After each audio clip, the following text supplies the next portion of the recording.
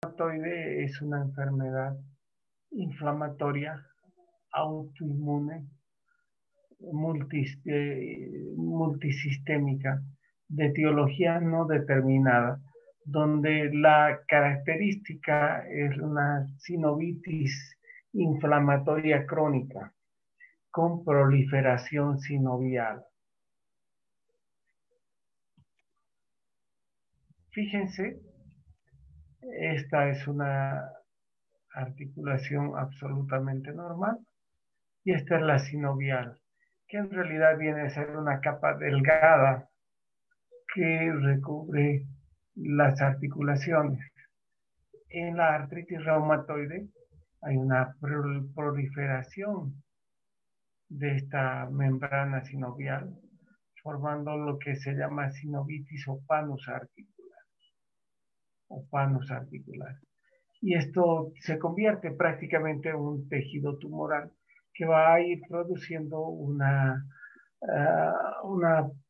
proceso inflamatorio, una serie de citoquinas proinflamatorias y finalmente va a determinar el daño articular y una erosión ósea. ¿Ya? Ahora, ¿cuál es la causa de la artritis reumatoide?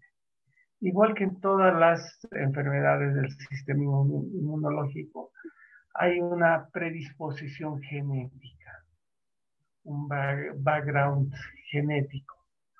Y hay factores gatillantes. Siempre hay factores gatillantes.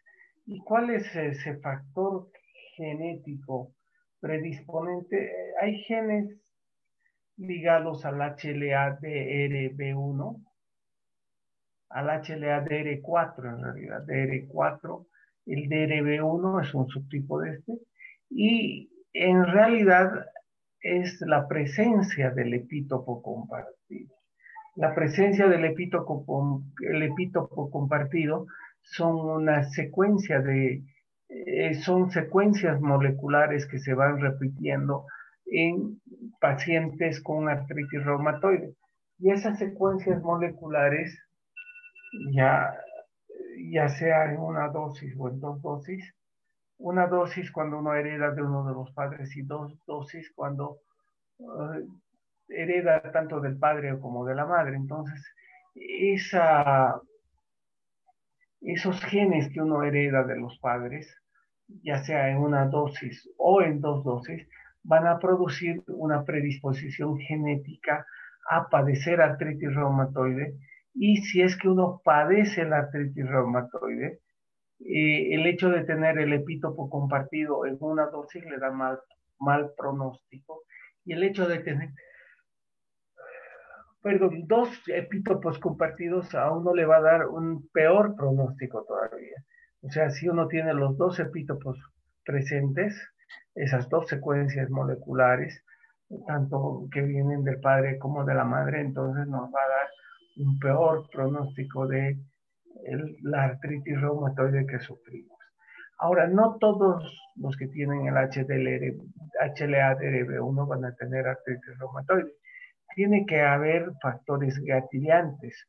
¿Y cuáles son esos factores gatillantes? En artritis reumatoide hay algunos antígenos bacterianos, algunos antígenos virales que no se conocen bien, y algo muy importante que aparece es el hábito de fumar. El cigarro ya produce citrulinación de las proteínas y eso predispone a que la artritis reumatoide se gatille. La citrulinación de las proteínas hace que la artritis reumatoide prolifere o se gatille, ¿ya? Y además de gatillarse la artritis reumatoide, hace que la artritis reumatoide en pacientes fumadores sea mucho, mucho más grave.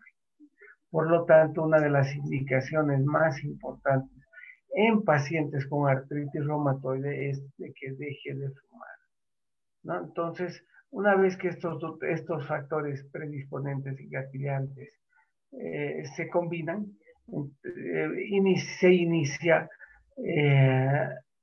la respuesta inmunitaria y la proliferación sinovial que va a llevar a la destrucción sinovial.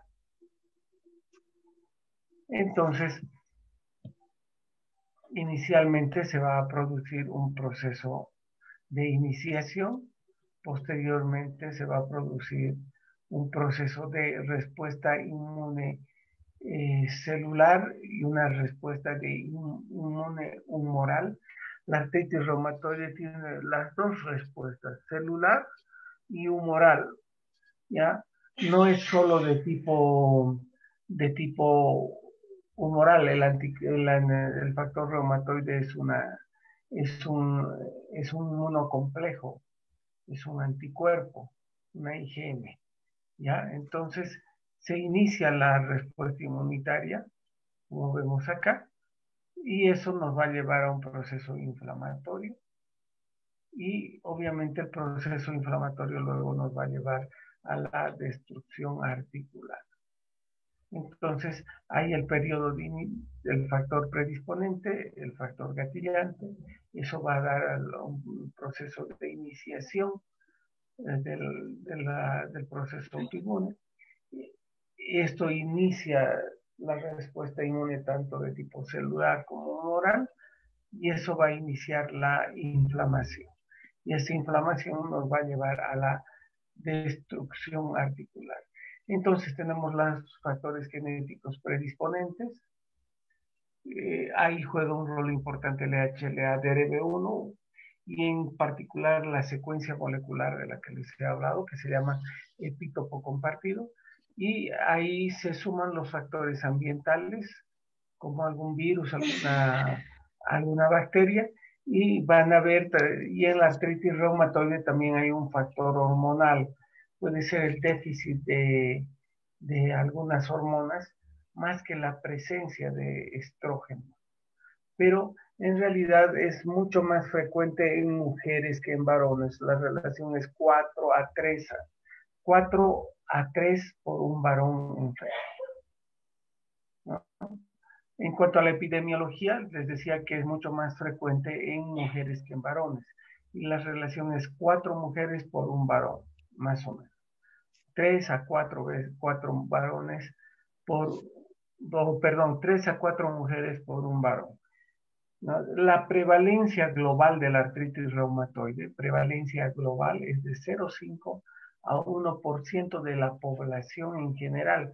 O sea, hay 1 de cada 100 personas que padece de artritis reumatoide.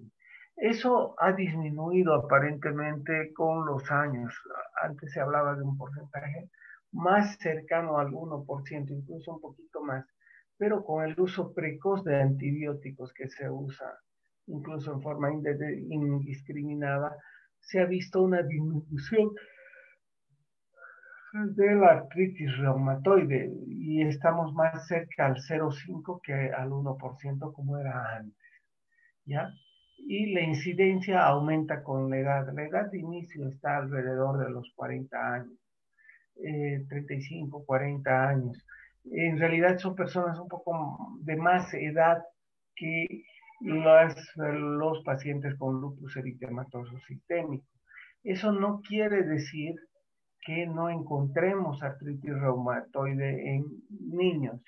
La artritis reumatoide en niños se llama artritis idiopática juvenil. Ya no es artritis reumatoide juvenil, es artritis idiopática juvenil. Y la incidencia va aumentando con la edad. A mayor edad, mayor prevalencia incluso. Y a partir de los 75 años ya la presentación es extremadamente rara. La prevalencia actual en artritis reumatoide varía de acuerdo a los países. En el Japón, por ejemplo, tiene una prevalencia bastante baja. En Estados Unidos la prevalencia es mayor. En pacientes de raza blanca, por ejemplo, o caucásicos, hay mayor prevalencia y la artritis reumatoide en general es mucho más grave que en pacientes hispánicos. En pacientes hispánicos la artritis reumatoide es menos grave y es menor. Ahora, hay un factor ambiental claramente determinado en la artritis reumatoide. Antes del descubrimiento de América no había artritis reumatoide en el viejo continente, no había artritis reumatoide ni en Europa ni en todo el viejo continente. Se descubre América y hay un transporte que se hace de algún factor ambiental que hace que se desencadene la artritis reumatoide por primera vez en Europa. Y más o menos unos 100 años después del descubrimiento de América, recién se empiezan a reportar los primeros casos de artritis reumatoide en Europa.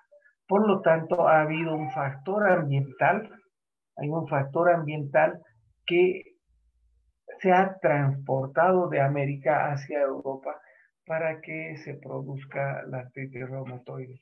La artritis reumatoide en América se da desde muchos siglos antes, ¿no? Hay chulpas, hay restos arqueológicos de momificados que muestran la presencia de artritis reumatoide en estos individuos, mientras que en Europa recién se encuentra cercano a 100 años después del descubrimiento de América. Ahora, hasta acá queda claro, ¿verdad, muchachos? Dana Quispe, prende tu cámara. Dana Quispe Ayaviri. ¿Queda claro todo hasta acá? Sí. Ya. Ahora, ¿cuál es el curso clínico de la artritis reumatoide? No todos los pacientes con artritis reumatoide evolucionan igual. Hay pacientes que evolucionan muy diferente. Hay formas de inicio de la enfermedad poliarticular.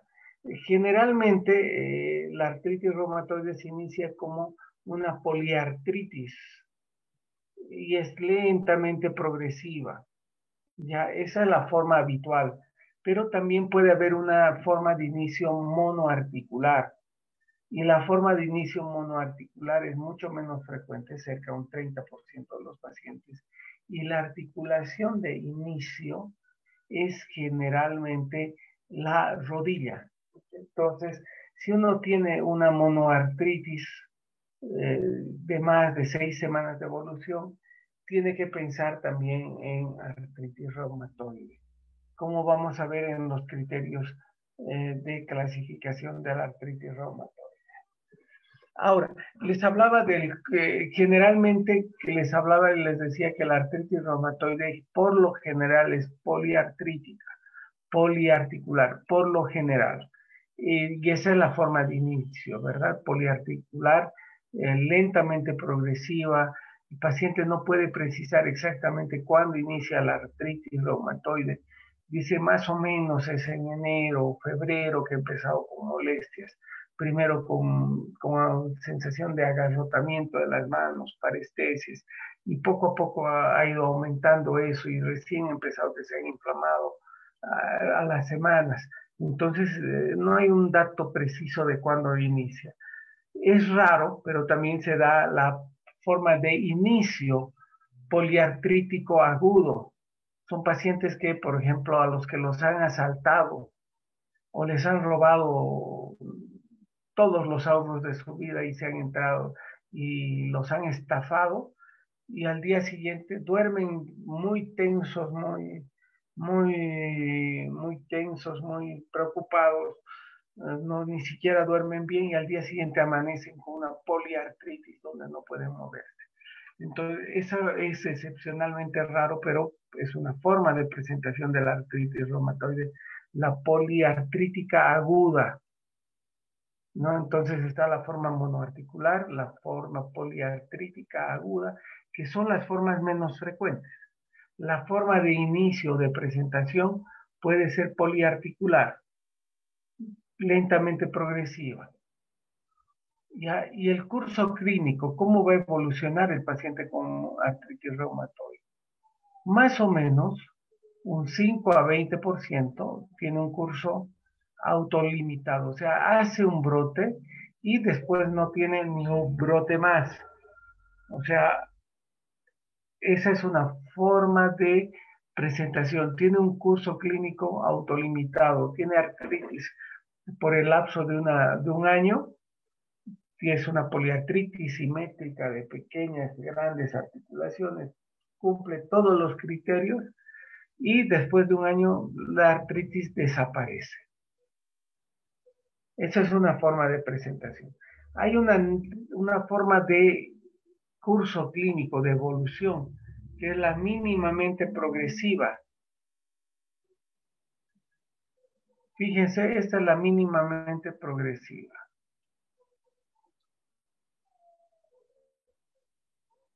Esta es la mínimamente progresiva.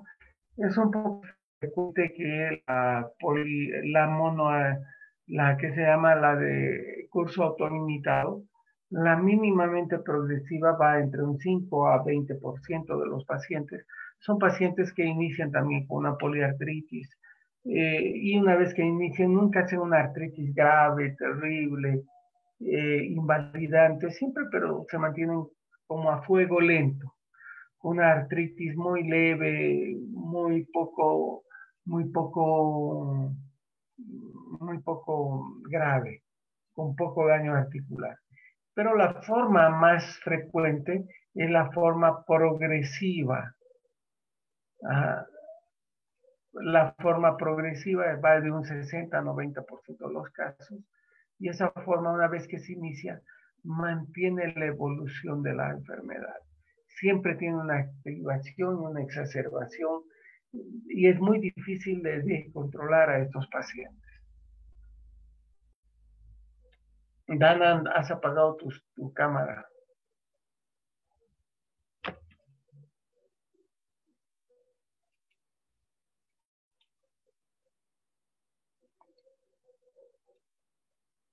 Fíjense, esta es la artritis reumatoide y de esta forma va a comprometer las articulaciones. Acá tiene una artritis en las muñecas con panos o una proliferación sinovial. Está comprometiendo metacarpofalángicas, interfalángicas proximales. Acá tienen el cuello de cisne, bien característico. Esto se produce porque esta articulación está en hiperextensión y la siguiente va a tener flexión. Esto se llama boutonniere o botón de camisa. Esto está hiperextendido y esto está flexionado, ¿no? Entonces, cuando una articulación hace un movimiento, la siguiente articulación va a hacer el movimiento contrario para poder compensar. Acá los dedos son dedos en ráfaga y este tipo de artritis es no reducible. O sea, cuando uno agarra la articulación y trata de enderezar y ponerla bien alineada, no puede porque es no reducible. A diferencia de la artritis que se produce en el lupus, tiene una deformación reducible. O sea, uno puede volver a alinear y los deja perfectos los dedos. Eso se llama artropatía de Charcot, que se presenta, les vuelvo a decir, en el lupus y en otras patologías reumáticas. La única que deforma de esta forma es la artritis reumatoide. Otra manifestación, por ejemplo, es la artritis cervical.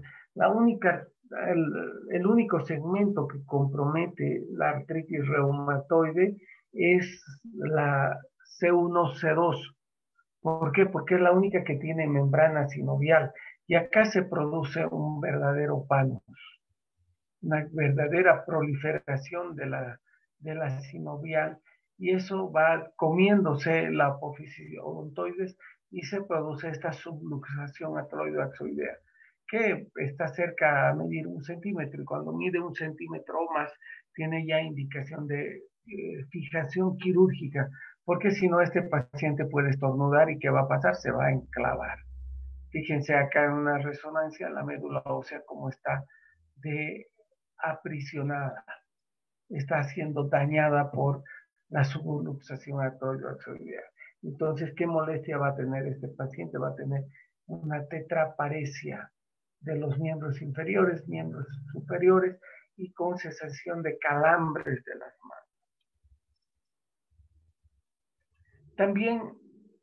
También la artritis reumatoide puede presentarse como un síndrome del túnel del carpo, con parestesia de las manos.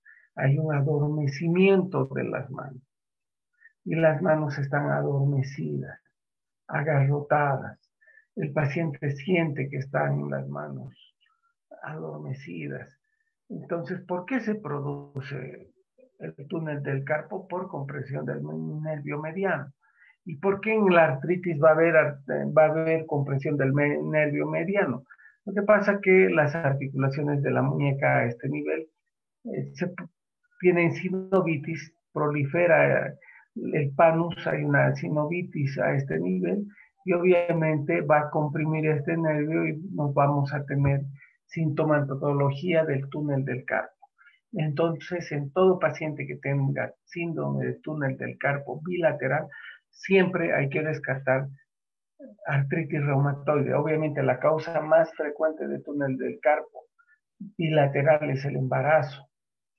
O sea, aunque no es una patología, aunque algunos dicen que no es una patología, para otros sí es.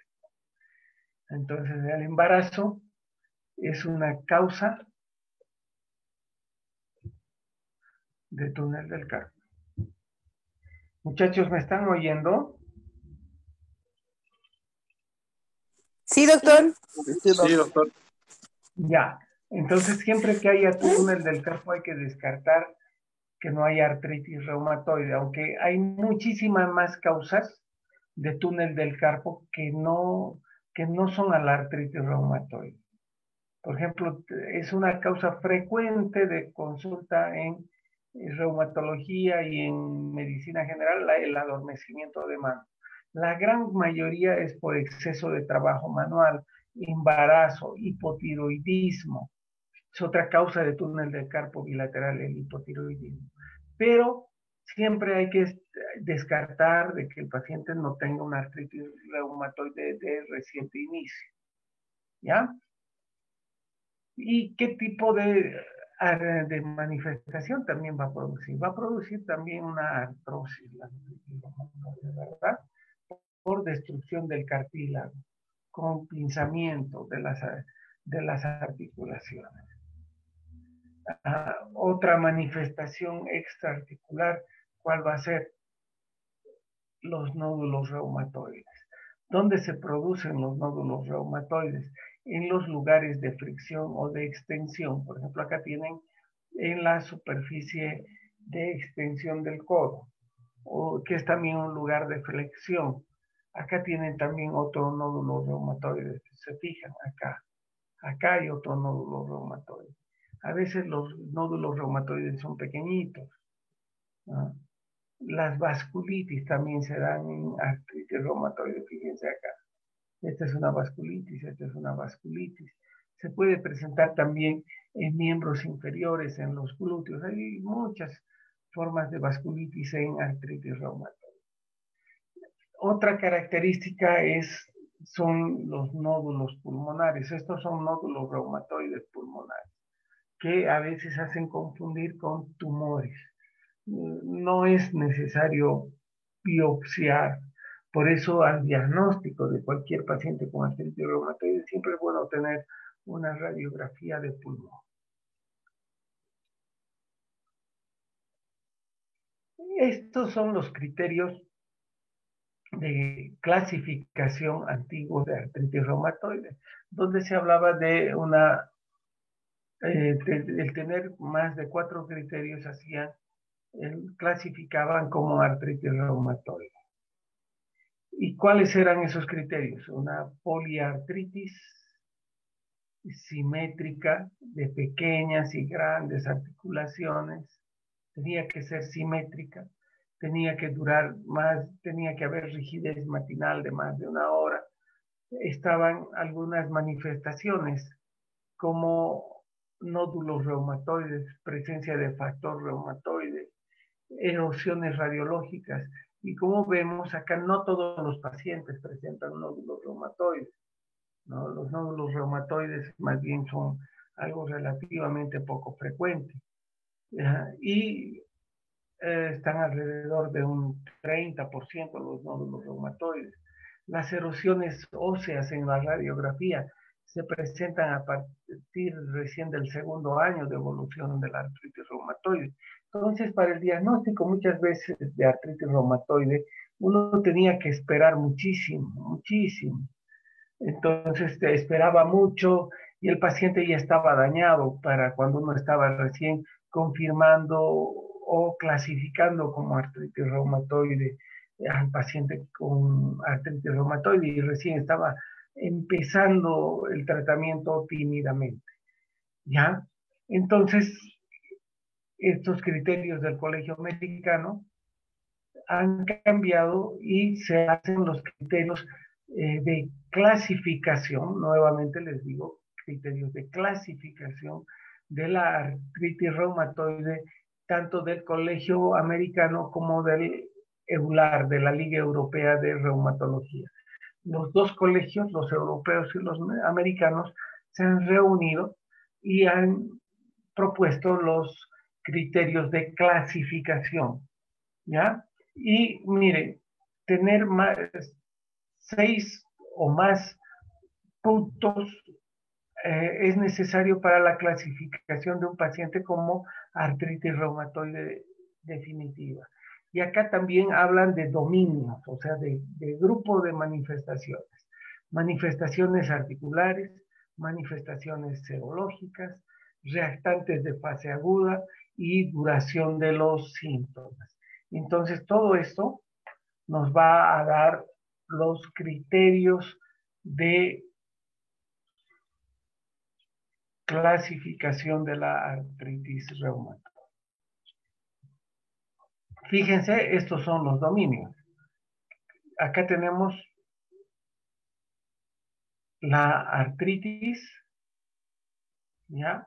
Acá tenemos el compromiso articular, la serología, las proteínas de fase aguda o reactantes de fase aguda y la duración de síntomas. 6 de estos criterios nos hacen el diagnóstico definitivo. El paciente con presentación reciente de al menos una articulación tumefacta con sinovitis clínica que no pueda ser clasificada como otra causa, por ejemplo, que no tenga lupus, que no tenga psoriasis. Entonces, para que sea clasificada como causa de artritis, ¿ya? Entonces se necesitan más de 6 de estos criterios para clasificar como artritis definitiva. Ahora, fíjense, una articulación grande no tiene puntaje. Es 0. Una articulación grande más anti-PCC positivo solo cumple 3 de puntaje. Entonces tenemos que ir viendo y combinando para tener el diagnóstico de artritis reumatoide, clasificar como artritis reumatoide. Ahora, estos son criterios de clasificación. Muchas veces uno no cumple los criterios de clasificación y puede ser considerado como artritis reumatoide. Fíjense, lo más importante en la artritis reumatoide, poliartritis de pequeñas articulaciones, ¿ya? Tiene un puntaje altísimo. Poliartritis, por ejemplo, de las metacarpofalángicas,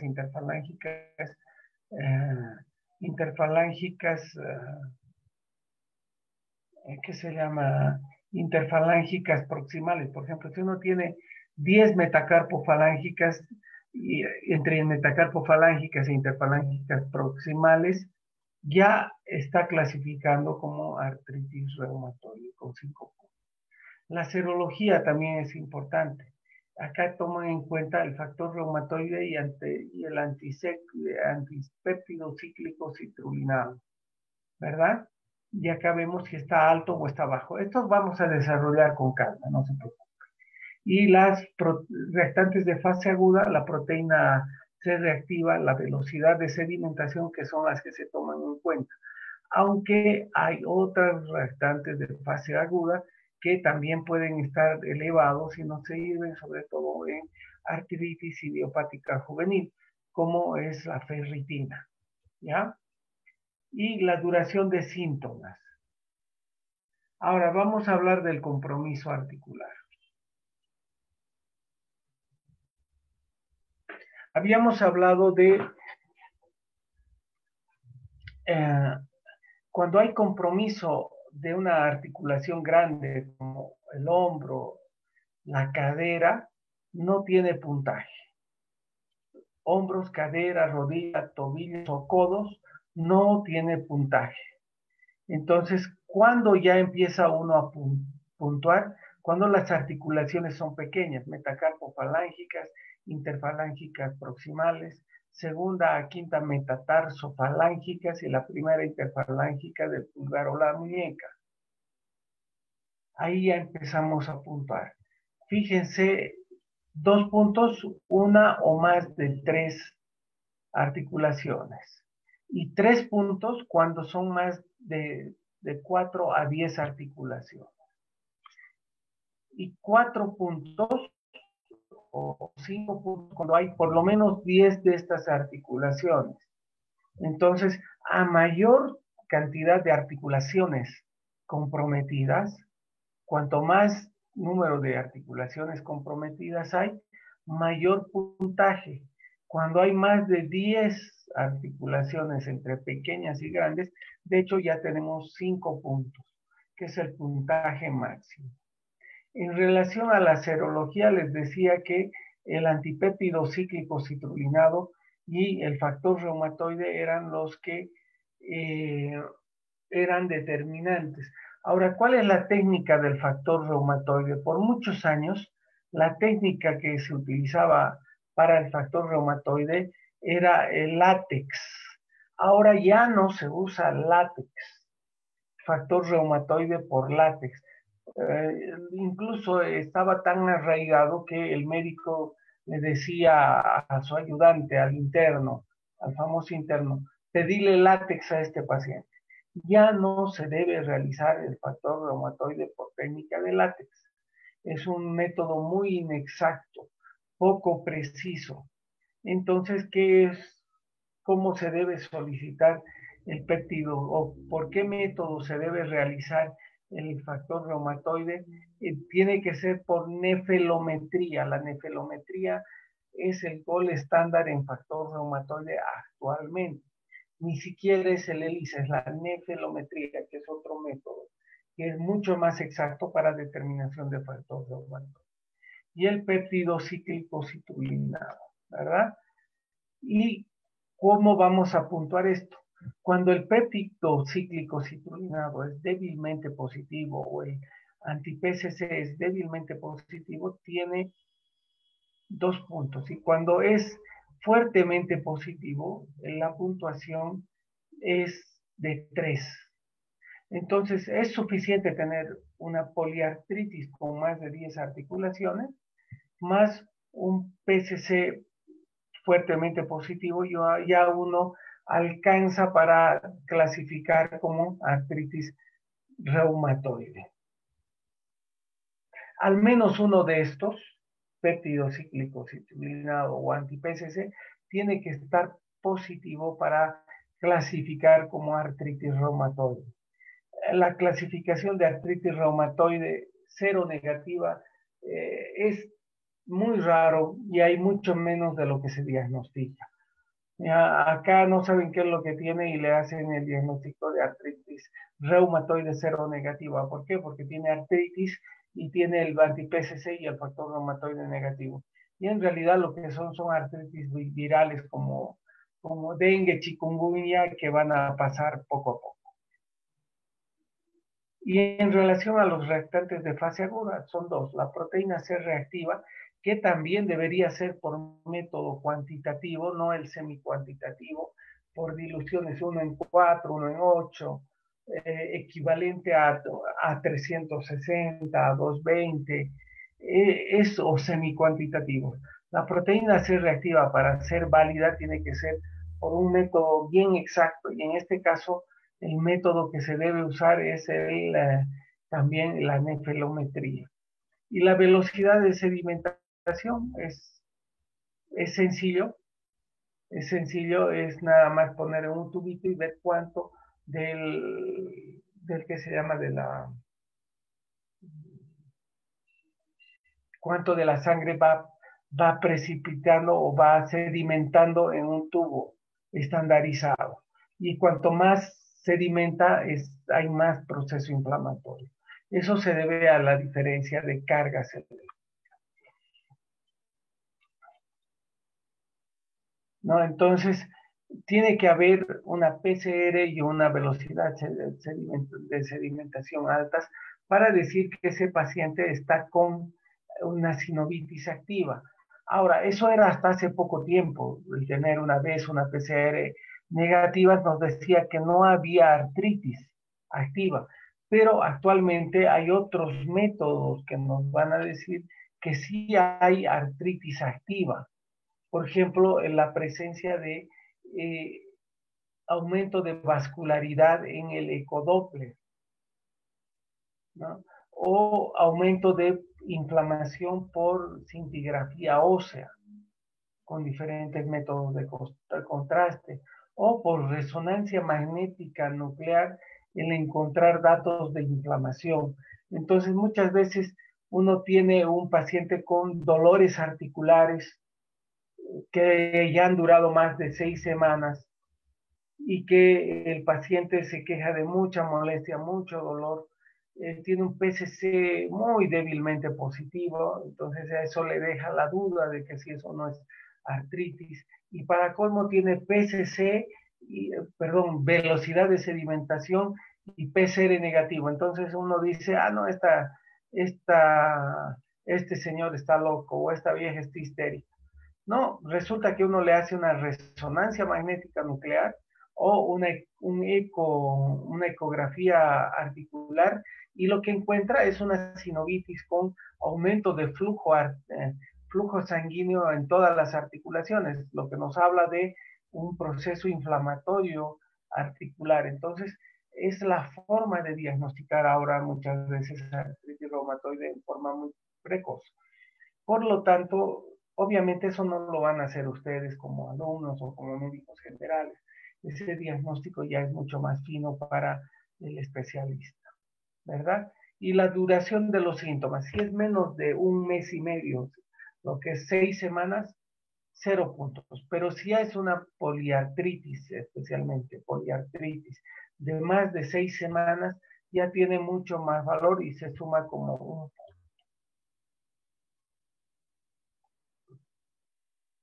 Entonces, sinovitis clínica no se aplica si los síntomas eh, son atribuidos a otra patología. La artralgia, el dolor articular, no cuenta, fíjense, no cuenta si, muchachos, estamos justo en hora, 7 minutos.